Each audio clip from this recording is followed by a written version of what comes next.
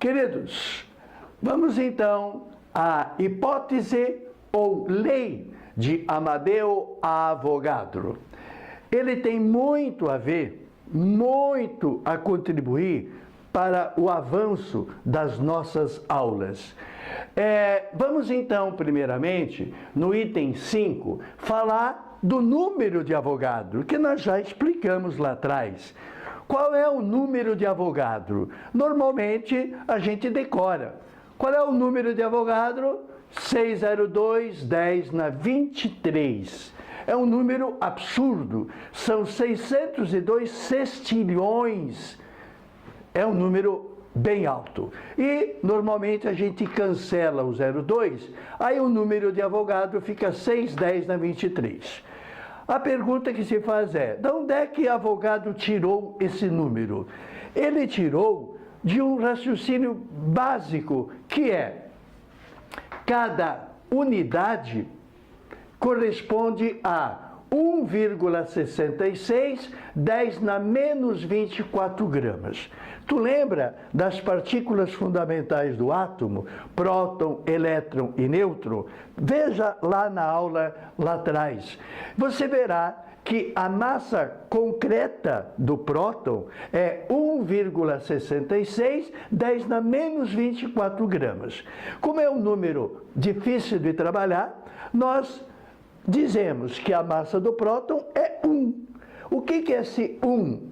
É o mesmo 1 que a gente usa naquela balança hipotética, onde nós colocávamos os átomos para ver o seu peso. Nós colocávamos a unidade de massa atômica. Qual era a unidade de massa atômica?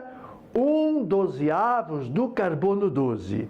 Então, o gás carbônico, por exemplo, o CO2, ele pesa 44. Por quê? Porque o carbono individualmente é 12, o oxigênio individualmente é 16 vezes 2 dá 44. Então, se eu colocasse naquela balança tipo gangorra, colocasse uma molequinha, eu teria que colocar 44 unidades. 1/12 de carbono 12, 1/12 de carbono... E quanto que vale cada unidadezinha? Cada unidadezinha vale 1,66, 10 na menos 24 gramas. É nisso que se baseia a comprovação do número de Avogadro. Não precisaremos mais decorar de olhos fechados. Nós vamos compreender. O exemplo, naturalmente, está sendo o gás carbônico, dióxido de carbono. A massa da molécula, a massa do mol é a massa molecular em gramas. Se o mol é a massa molecular em gramas, como é que eu chego nesse número? O 44 já expliquei, é a soma das massas atômicas. Bom, para 44 gramas de gás carbônico, o valor dado, chegar no número de Avogadro, o que eu quero, o valor desejado, é o número de Avogadro. O que eu tenho, o valor dado, é a massa do mol, que é 44 gramas. Bem, então eu pego o valor dado e vou multiplicando por 1, multiplicando por 1, multiplicando por 1, até chegar no valor desejado. Como eu tenho a unidade de grama, eu vou precisar cancelar a unidade de grama. Se o grama está no numerador, vou colocar a grama no denominador, que é justamente o que vale a unidade de massa atômica. Vou colocar 1,66, 10 na menos 24 gramas embaixo, para esta grama cortar com essa grama. Então, o que foi para o espaço nessa manobra foi simplesmente a unidade G. A unidade G é uma unidade indesejada. É assim que funciona o fator unitário. Multiplicar por 1, porque se o numerador é igual ao denominador, esse quociente vale 1. Multiplicar por 1 não altera a grandeza, mas altera a unidade da grandeza, que deixa de ser grama e passa a ser U, unidade de massa atômica. Quantas unidades? Não quero saber. O que eu quero saber é o número de moléculas. Então eu não faço essa conta, vou em frente. Bem, qual é a unidade do momento? A unidade do momento é unidade. Bem, aí eu sei que 44 unidades corresponde a uma molécula. Se eu coloco 44 unidades embaixo para que essa unidade cancele com essa, unidades iguais são canceladas, qual é a unidade que vai remanescer? A unidade que vai remanescer é a unidade molécula. Então, e agora? Grama já foi, U já foi. O que sobrou? Molécula. Agora, por favor, faz a conta você, vai. Você pega o 44, cancela com 44.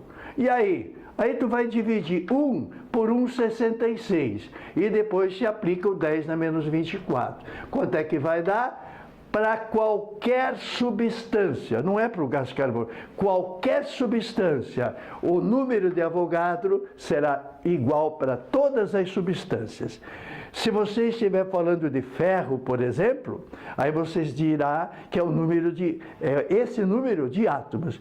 Se você estiver falando de gás carbônico, é esse número de moléculas.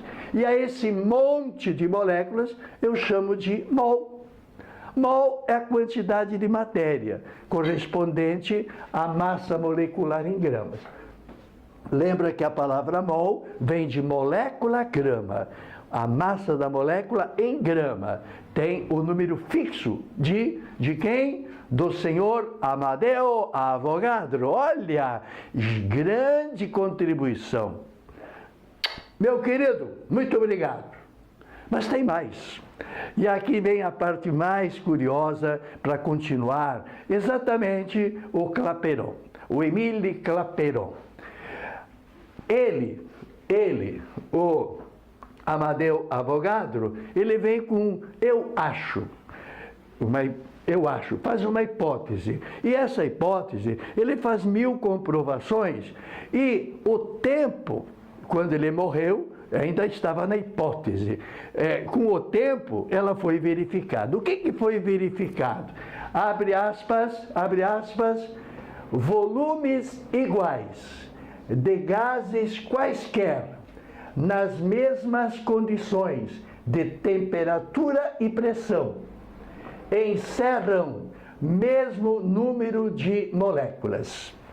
Bom, então vamos considerar um balão no qual eu tenho moléculas formadas de um N e de 3 Hs.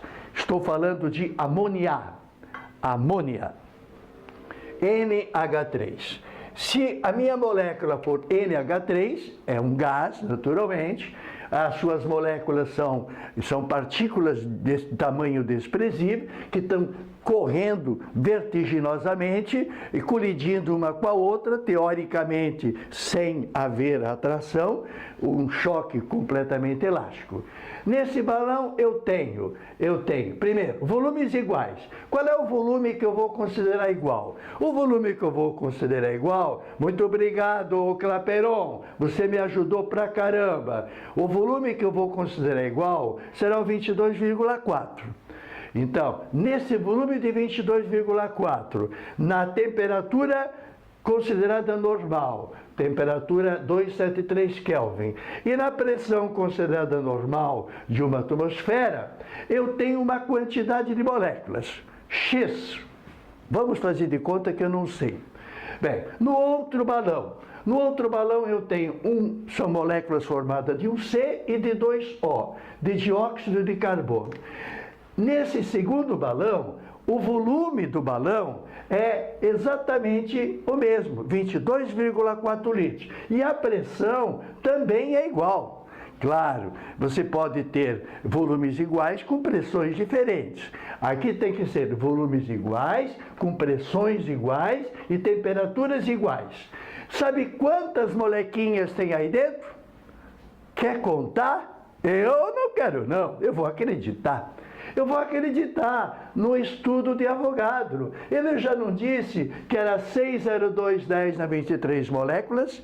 Se aqui eu tenho 60210 na 23 moléculas, aqui eu vou ter a mesma quantidade. Volumes iguais de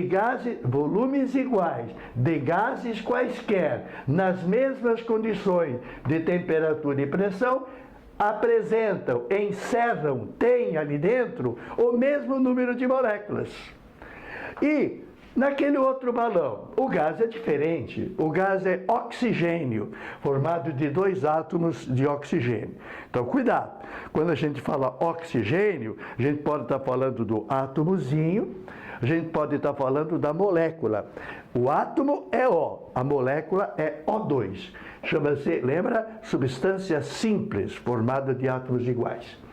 Bem, nesse outro balão, me perdoe se o desenho está mal feito, mas o volume desse balão é o mesmo dos outros dois. A temperatura é a mesma dos outros dois. E a pressão é a mesma dos outros dois. Quantas moléculas tem ali dentro? Quer apostar? O mesmo número. E o número é 60210 na 23 moléculas. Ah, meu amigo, então, glória! Chegamos na estequiometria, o terror do aluno do ensino médio, principalmente na segunda série do ensino médio. A evasão é imensa, o aluno não entende nada. Meus queridos, dá para entender, tem um pouco de paciência.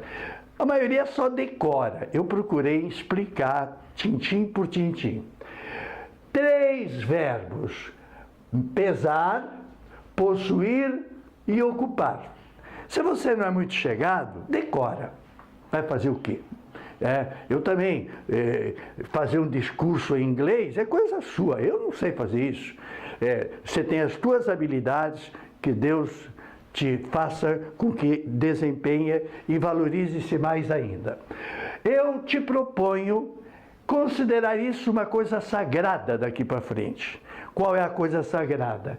Que o mol é uma quantidade de matéria que pesa a massa da molécula em gramas, a gente já treinou isso, que possui 60210 na 23 moléculas, a gente já treinou isso, e que ocupa quanto? Nós sempre vamos considerar, nada em contrário, vamos considerar as condições normais. Ocupa 22,4 litros. Só que tem um pequeno probleminha. Sabe qual é o pequeno problema? O problema é volumes iguais de gases. Eu só posso afirmar que as moléculas são iguais se eu tiver gases. Só o gás ocupa 22,4 litros. Se for, por exemplo, água na temperatura de 0 graus, a água na temperatura de 0 graus é gelo. Está passando de sólido para líquido, está fundindo. Se você pegar 18 gramas de água, que é líquida, vamos considerá-la assim, 18 gramas de água, ocupa 22,4 litros? Não. Isto, 3 verbos, é só para os gases. Os gases é que apresentam esse volume. As outras substâncias são 2 verbos, o verbo pesar e o verbo possuir. Então, qual é o volume ocupado pelo mol de um líquido, de um sólido? Aí vai depender da densidade. Densidade, lembra? O que é densidade? Lá atrás demos uma aula sobre isso. Densidade é massa pelo volume. Então, se eu quiser calcular o volume de um sólido ou de um líquido, eu passo o V para lá e o D para cá.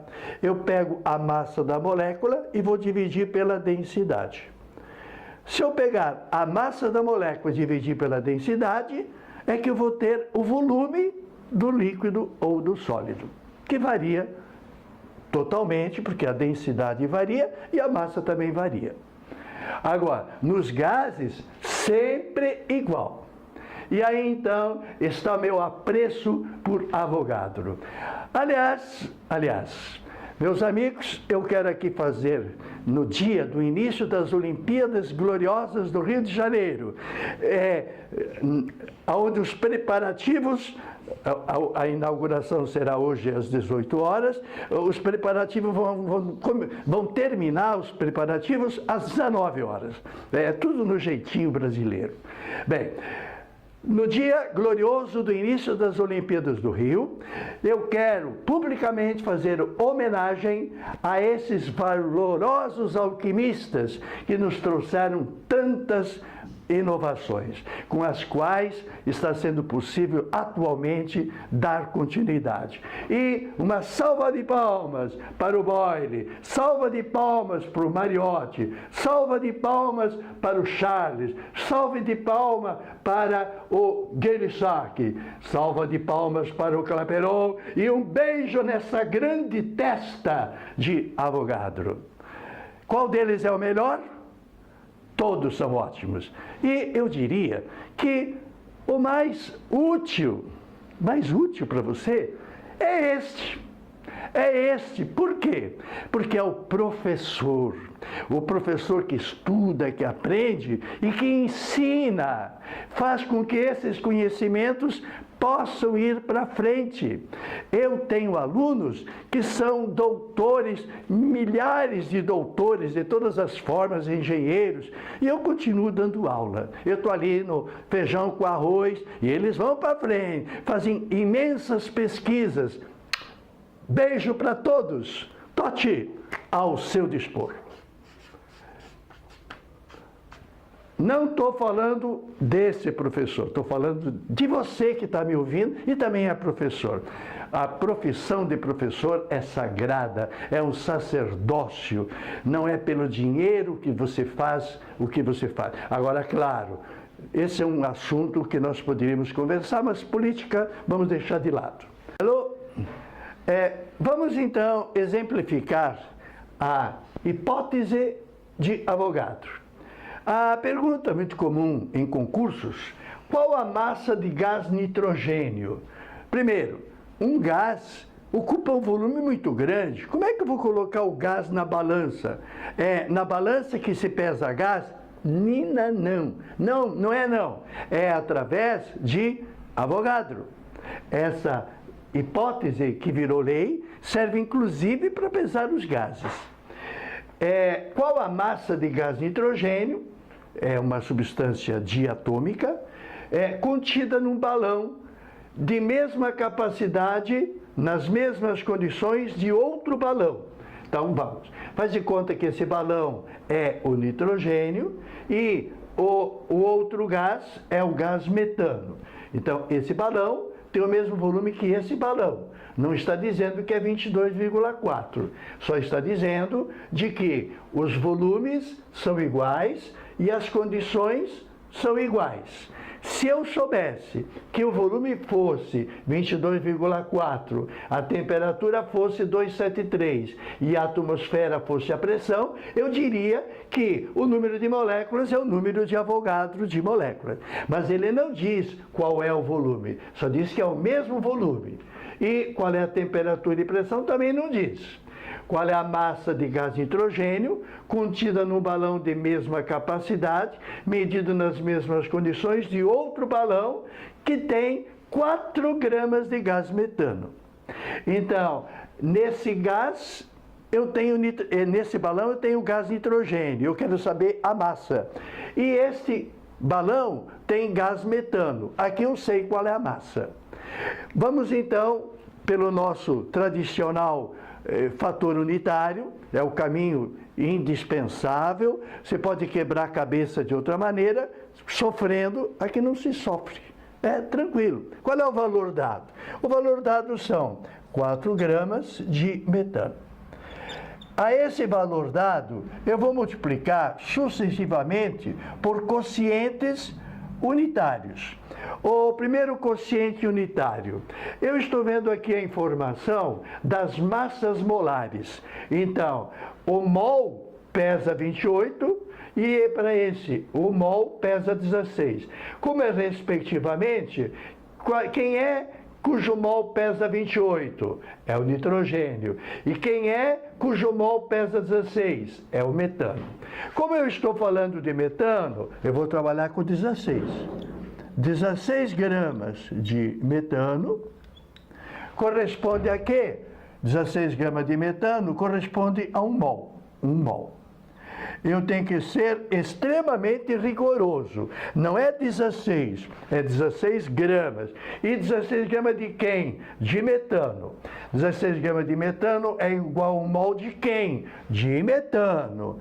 O uso do número correto, é óbvio que tem que ser importante, e a unidade correta tem que ser declarada, que é o espírito desse método. Qual é o espírito do fator unitário? É poder cancelar unidades que eu não quero mais. Por quê? A minha pergunta, qual é a minha pergunta? Eu quero saber a massa de gás nitrogênio. Eu quero saber quantos gramas de nitrogênio. Eu parti da massa de metano para chegar na massa de nitrogênio.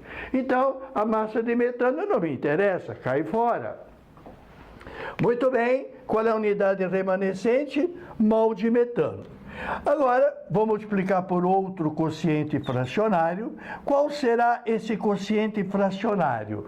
Que valerá 1, que não vai alterar a grandeza, mas vai alterar a unidade.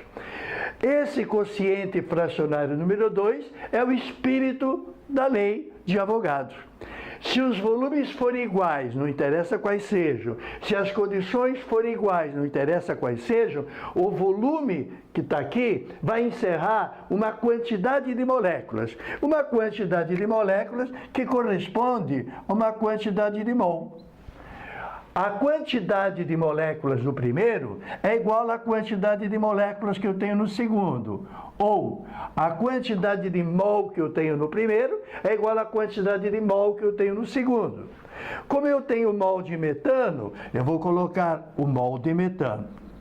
1 mol de CH4 e 1 mol de nitrogênio. Você concorda com isso? Se os volumes forem iguais, que diz mesma capacidade, e as condições são as mesmas, não sei quais são, mas eu sei que são iguais.